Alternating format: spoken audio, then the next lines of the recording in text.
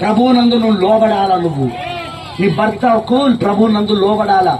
నీ ఆయన అన్నాడు అనుకో, మనం ఈ రోజు కుటుంబ ప్రార్థన పెట్టుకుందాం. ఇక నుండి ప్రతిరోజు సాయంత్రాలు కుటుంబ ప్రార్థన మొదలు పెడదాం. కుటుంబ ప్రార్థన చేద్దాం.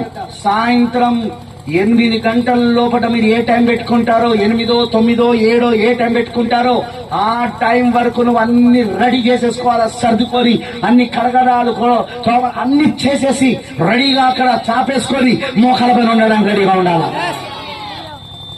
స్త్రీలారా, మీరు మీ సొంత పురుషులకు ప్రభువునందు లోబడుడి. ఇదే ఇప్పుడు ఆత్మ సంబంధంగా సంఘం.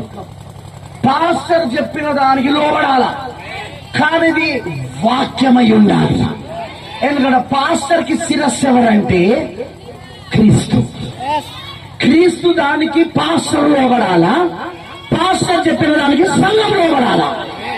ఒకవేళ పాస్టర్ అన్నాడు అనుకో, ఇలాగన్నాడు అనుకో, ఆ సినిమాలు చూడడంలో తప్పు లేదు, అప్పుడప్పుడు కొంచెం పుచ్చుకోవడంలో తప్పు లేదు అన్నాడు అనుకో, నువ్వు ఆ పాస్టర్ కి లోబడాల్సిన అవసరమూ లేదు, ఆ సంఘంలో ఉండాల్సిన అవసరమూ లేదు.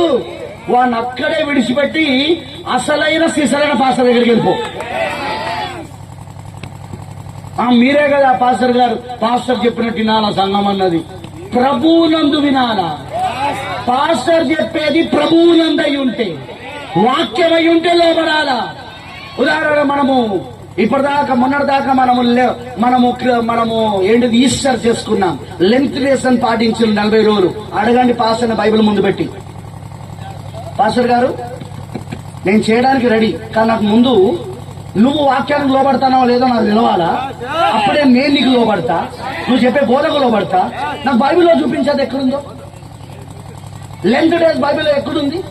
శ్రమల దినం బైబిల్లో ఎక్కడుంది? నా కొడుకుకు పెళ్లి చేయమంటే ఇది శ్రమల దినం అంటాను,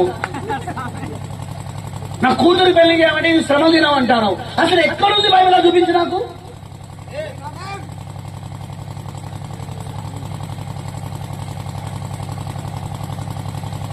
నో, బైబిల్లో లేదు.